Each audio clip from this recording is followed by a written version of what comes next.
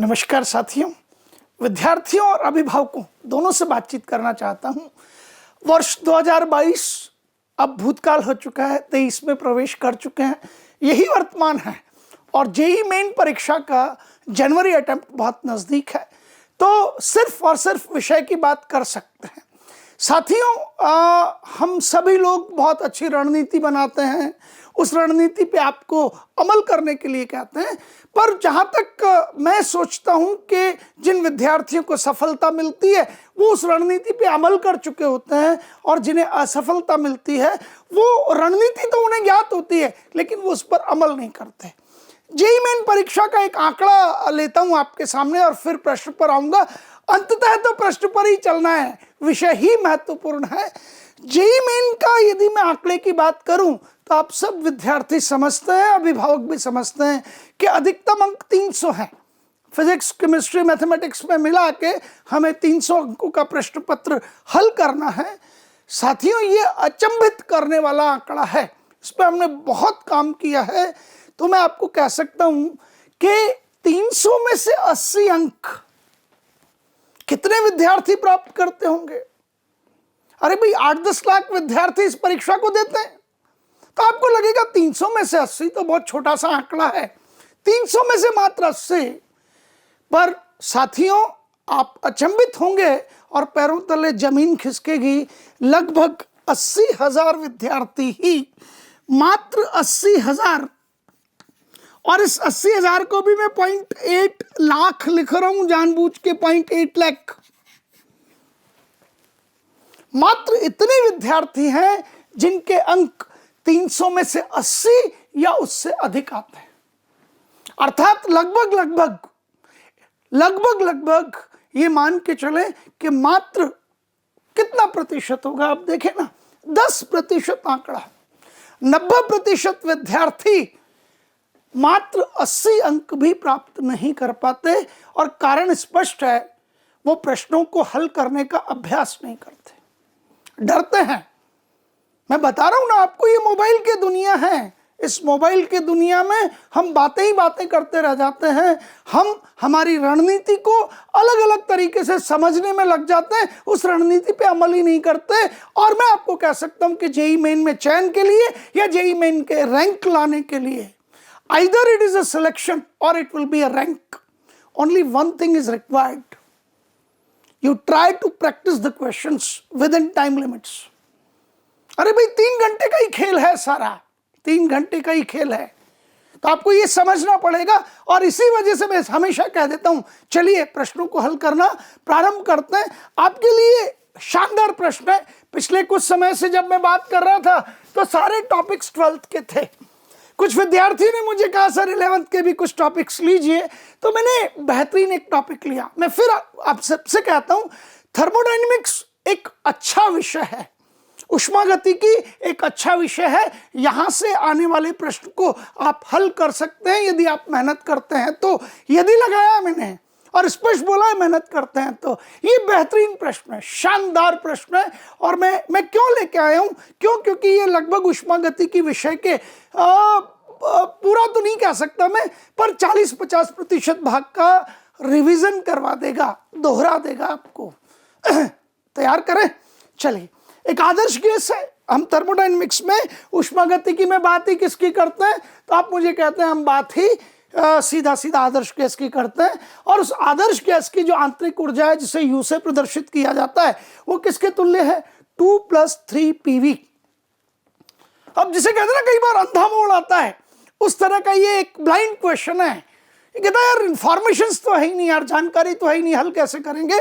तो आपको स्पष्ट तौर पे कहा जाता है एक आदर्श गैस है, आदर्श गैस की आंतरिक ऊर्जा कितनी है? 2 + 3 PV है। ठीक है, कोई परेशानी नहीं।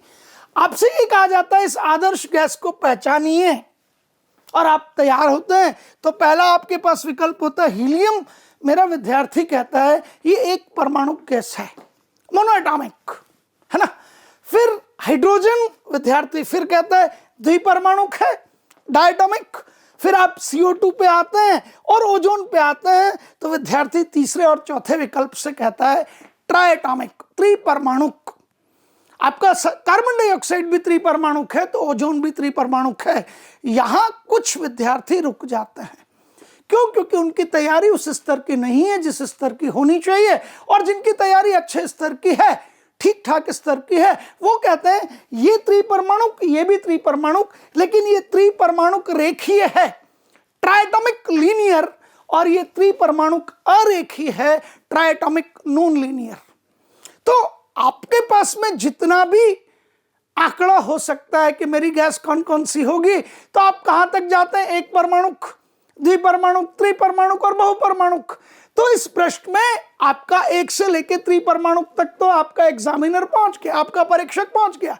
सिर्फ छोड़ा गया उसने सिर्फ और सिर्फ पॉलीएटॉमिक बहुपरमाणुक को छोड़ दिया। ठीक है, बाकी सब तो अब आपको पढ़ना ही पड़ेगा। इन चारों में से एक विकल्प है आपके पास में। ठीक है, अब क्या करें, कैसे पहचानें? तो जब भी आप गैस की बात करते हैं विद्यार्थियों, आप उसे पहचान सकते हैं आपके पास क्या हो, या तो आपके पास स्वतंत्रता की कोटियां ज्ञात हो। कोई कहेगा स्वतंत्रता की कोटि 3 है, तो मैं कहूंगा एक परमाणुक होगी। समझ रहे ना आप मेरी बात को? और आपको पता भी, इस तरफ लिख रहा हूं जानबूझ के, स्वतंत्रता की कोटियों के लिए एक सूत्र होता है, F = 3p-r। एक एक चीज को हम जिसे कहते हैं गहराई से समझने की कोशिश करेंगे। P परमाणुकता है, आप जानते हैं, और R विभिन्न परमाणुओं के मध्य संबंधों की संख्या है। R विभिन्न परमाणुओं के मध्य संबंधों की संख्या है। आप जानते हैं एक अणु है, जैसे मैंने उठा के कहा कि ये आपके पास में एक त्रिपरमाणुक गैस का अणु है। समझिएगा, समझिएगा, 2 बार बोला मैंने, ये एक अणु है, ये एक अणु है, और ये तीनों उसके परमाणु हैं। ये CO2 हो सकता है, ये ओजोन हो सकता है, ये देखना पड़ेगा, पर ये है क्या? त्रिपरमाणुक। इसके लिए मैंने लिखा ये एक अणु है, और अणु कौन सा है? तो आप कहेंगे त्रिपरमाणुक। अब इस अणु और इस अणु के मध्य एक संबंध हो गया, इस अणु के मध्य और इस अणु के मध्य भी एक संबंध हो गया, इस अणु और इस अणु के मध्य भी एक संबंध हो गया। लेकिन आप ये कह सकते हैं कि ये त्रिपरमाणुक रेखीय तो नहीं है। तो मैं फिर कहता हूं, चलिए आगे बढ़ जाते हैं। ये एक परमाणु, यहां भी एक परमाणु, यहां भी एक परमाणु, और आप मुझे कहते हैं कि त्रिपरमाणुक तो है, क्योंकि ये तीनों परमाणु मिलकर एक अणु का निर्माण करते हैं। और संबंध यदि आप गिनने की कोशिश करेंगे तो आप मुझे कहेंगे एक संबंध ये रहा, एक संबंध ये रहा, तो आप ये कह सकते हैं ये त्रिपरमाणुक रेखीय गैस है। तो हां, आप ये जरूर कहेंगे सर P यहां पर भी 3 है, P यहां पर भी कितना है? 3 है। लेकिन यदि आप मुझे कहें तो मैं आपको कह सकता हूं कि यहां संबंधों की संख्या, एक संबंध ये है, एक संबंध ये है, एक संबंध ये है, यहां एक संबंध ये है, और एक संबंध ये है। अर्थात यहां संबंधों की संख्या सिर्फ 2 है, जबकि यहां संबंधों की संख्या भी 3 है।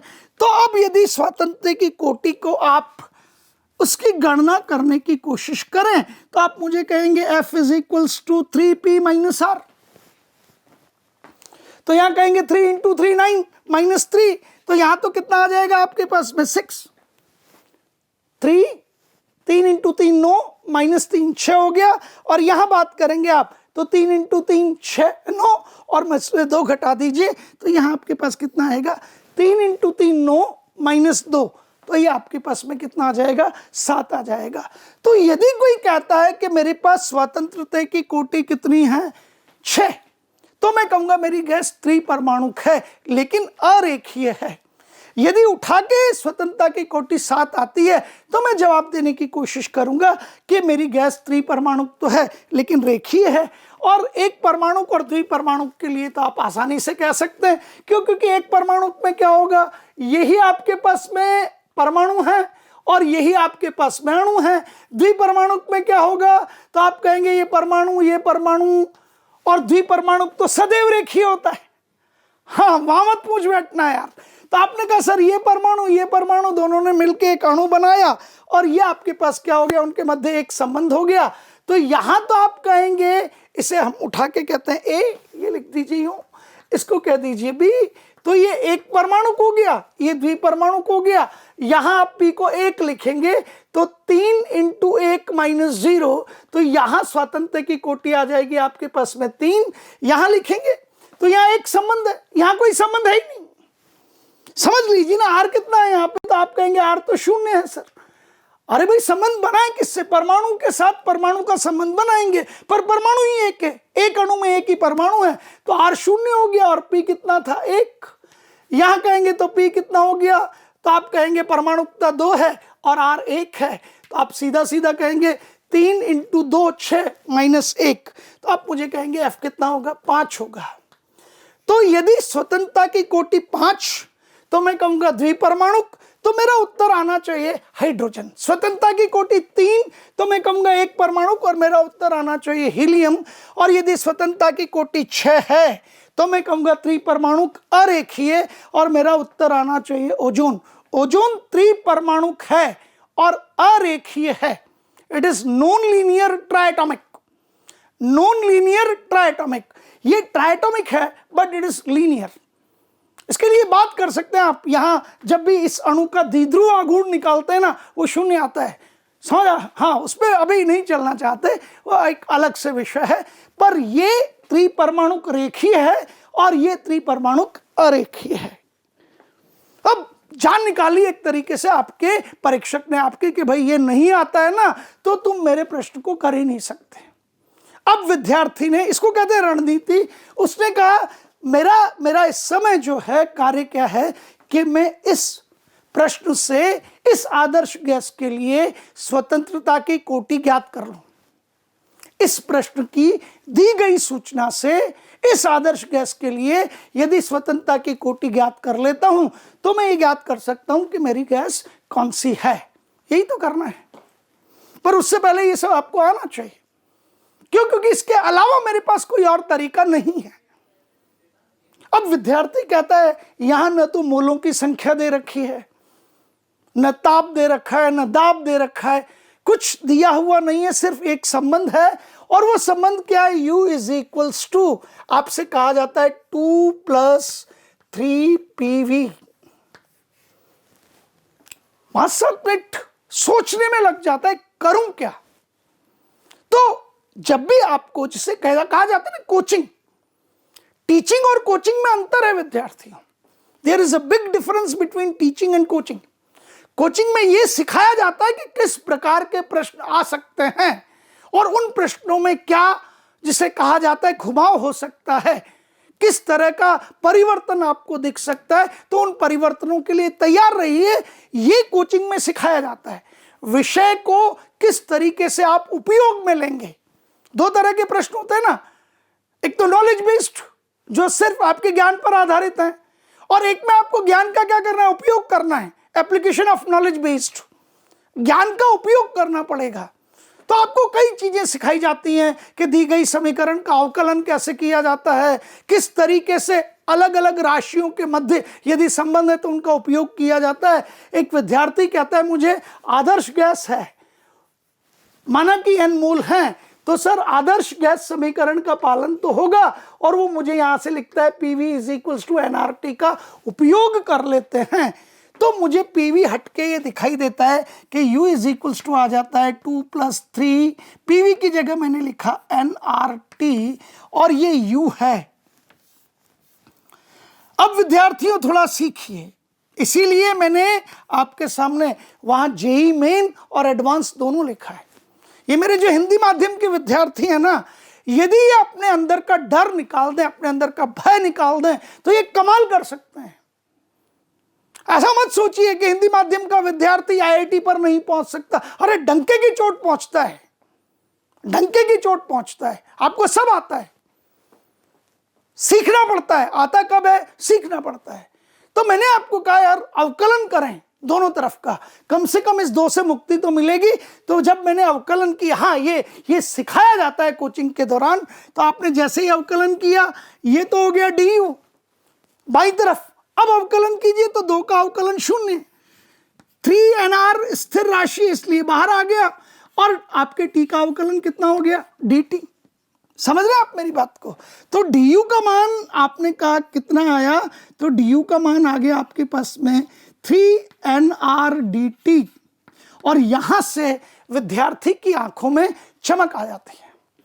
अरे सर अब हो गया प्रश्न, क्यों? क्योंकि मैं ये जानता हूं कि du जो होता है वो किसके तुल्य होता है? du आपका होता है ncv dt। क्या होता है? ncv dt। और अब ये किसके तुल्य हुआ? तो आपने कहा ये तुल्य हो गया आपके 3nr dt। समझना? हाँ, मोलों की संख्या कितनी भी हो, जो डर था ना यहां से निकलता है। क्यों? क्योंकि मोलों की संख्या n यहां से और यहां से कैंसिल हो गया, dt यहां से और यहां से कैंसिल हो गया। du क्या है?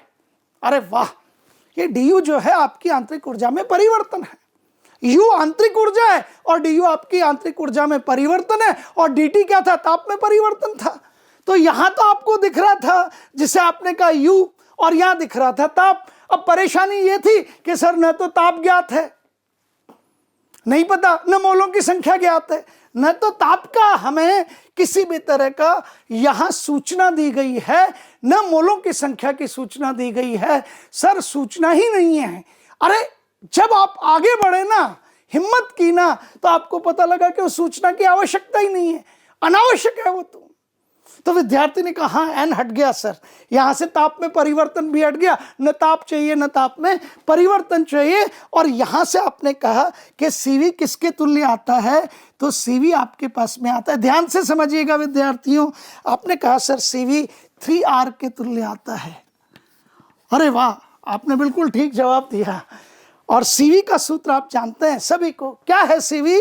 हाँ बेटा, बिल्कुल ठीक कह रहे हैं, ये स्थिर आयतन पर विशिष्ट ऊष्मा है। गैस की स्थिर आयतन पर विशिष्ट ऊष्मा है, जिसका सूत्र आपको पता है, तो आप कहेंगे इसका सूत्र होता है F/2R। और F क्या है? तो उसकी तो हम जिसे कहते हैं पूरी की पूरी सूचना ले चुके हैं। तो आपने कहा ये किसके तुल्य आ गया? 3R के। और अब आप मुझे जवाब देते हैं सर सब कुछ कैंसिल, और आप कहेंगे CV इज इक्वल्स टू क्या होता है? और आपने मुझे कहा R से R कैंसिल, और F की वैल्यू कितनी आ गई? F का मान कितना आ गया? 6। समझिए? हाँ बिल्कुल चमत्कारिक है, ये आपका शब्द बिल्कुल ठीक है। तो आपने स्वतः ही जब आप आगे बढ़े, हाँ सूत्रों का उपयोग हुआ। ये मल्टी कंसेप्चुअल क्वेश्चन है, यहां एक से अधिक विषय वस्तु का उपयोग है। यदि आपको विशिष्ट ऊष्मा का ज्ञान नहीं है, आप ये प्रश्न नहीं कर सकते। यदि आपको स्वतंत्रता की कोटियों का ज्ञान नहीं है, आप ये प्रश्न नहीं कर सकते। आपको आंतरिक ऊर्जा की स्थिति पता नहीं है, आप ये प्रश्न नहीं कर सकते। और आप में जिजीविषा नहीं है, तब भी आप यहीं रुक जाएंगे। आप कहेंगे यू, अरे यार उसे आपको अवकलित करना पड़ेगा, समझना पड़ेगा भाई। आप कहां एंटर करने जा रहे हैं?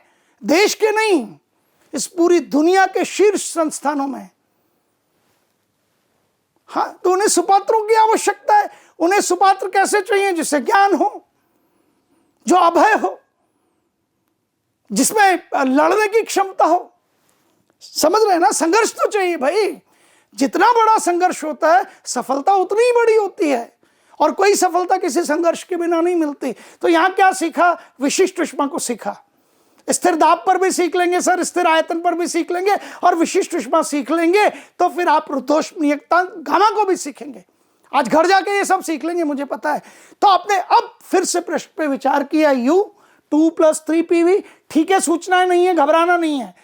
सूचनाएं नहीं है इसका मतलब वो आवश्यक ही नहीं है, सीधी सी बात है। सूचनाएं नहीं है इसका मतलब वो आवश्यक ही नहीं है। तो विद्यार्थी कहता है U को अवकलित किया, सबसे पहले 2 गायब हुआ, फिर उठा के आपने PV की जगह nRT लिखा ही था, तो आपके पास du का मान 3nr dt आ गया। और du का मान आते ही आपने उठा के कहा वो ncv dt के तुल्य होता है। यहाँ cv स्थिर आयतन पर विशिष्ट ऊष्मा है, और cv का मान आपके पास 3r आया, और cv हमेशा F/2R होता है। तो आपने स्वतंत्रता की कोटि निकाली, और स्वतंत्रता की कोटि कितनी आती है? 6। और स्वतंत्रता की कोटि यदि 6 आती है, तो आप मुझे जवाब देंगे ये त्रिपरमाणु अरेखीय गैस है, ये एक परमाणुक है, ये द्विपरमाणुक है, ये दोनों त्रिपरमाणुक हैं, लेकिन ये त्रिपरमाणुक रेखीय है। मेरी गैस कौन सी होनी चाहिए?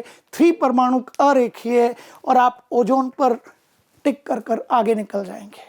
हम तैयारी कर रहे हैं, हम समझ रहे हैं। और जब इस तरह का प्रश्न आता है तो आप क्योंकि तैयार हैं तो आप ये कुछ नहीं सोचेंगे, क्योंकि आप तैयार हैं, ये सब आपके ब्रेन में है। आपको पता है इस तरह का प्रश्न आ सकता है, तो आप अपने हथियार साथ लेकर गए। अरे जग्गी है यार, ये आपको लड़ने के लिए हथियारों की आवश्यकता होगी, और ये शैक्षणिक हथियार है मेरे मित्रों, मेरे बच्चों।